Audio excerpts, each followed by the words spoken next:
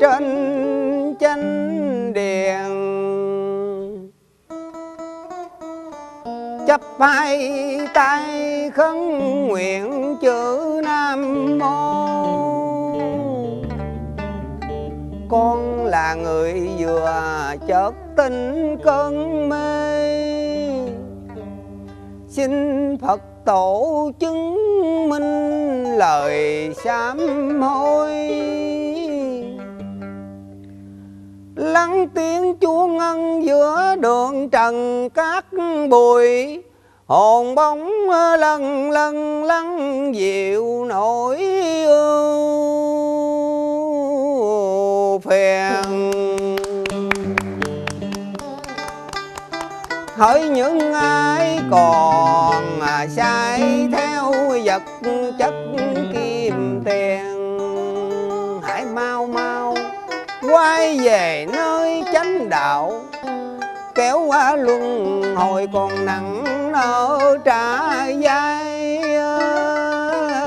Danh mà chi lợi mà chi, kiếp phù sinh như ảo ảnh phù dân, yêu nhau rồi phản bội nhau đến khi trút mảnh ơi tàn thì chỉ còn có hai bàn tay trắng.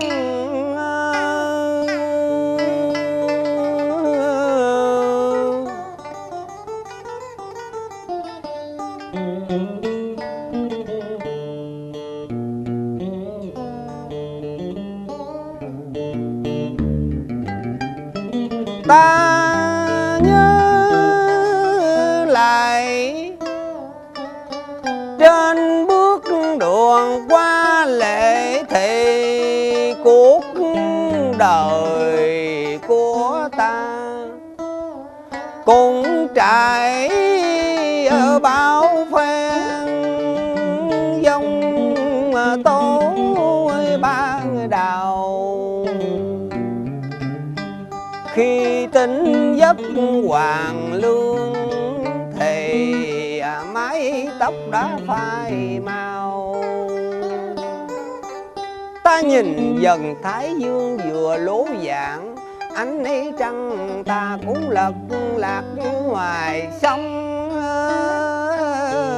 Nhìn cánh hoa rơi ta nhìn mây trôi, trên đỉnh núi ta mới hay nửa đời sương gió đâu có còn gì nữa mà mong.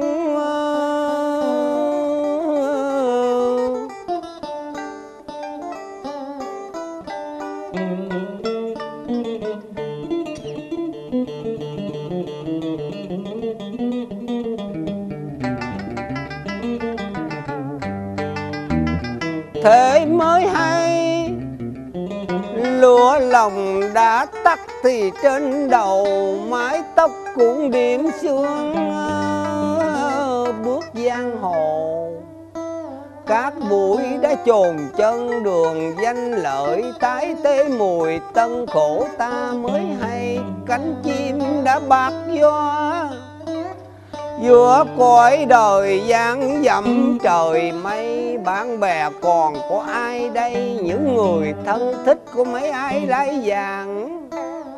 Bằng cư não thị vô nhân dân, phú tại lâm sơn hữu diện thân. Trong tay còn lắm kim ngân thì còn bằng hữu xa gần đón đưa. Đến ngày thấp thấy xa cơ đời, như buổi chợ ngồi trưa một mình.